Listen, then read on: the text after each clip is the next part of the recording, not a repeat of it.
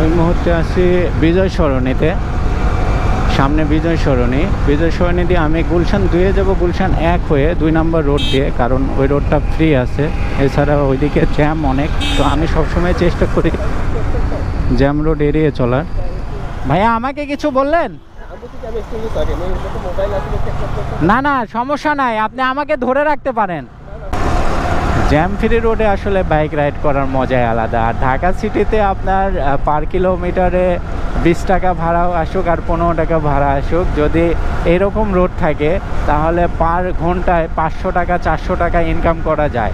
আর যদি সর্বোচ্চ highest jam থাকে তাও মোটামুটি পার ঘন্টায়, তো পার ঘন্টায় আপনার 400-500 টাকা ইনকাম করা যায় যদি এরকম জ্যাম ফ্রি রোড থাকে। না হলে যদি সর্বোচ্চ জ্যাম থাকে তাহলে ঘন্টায় 200 টাকা ইনকাম করা যায় রাইড শেয়ারিং করে।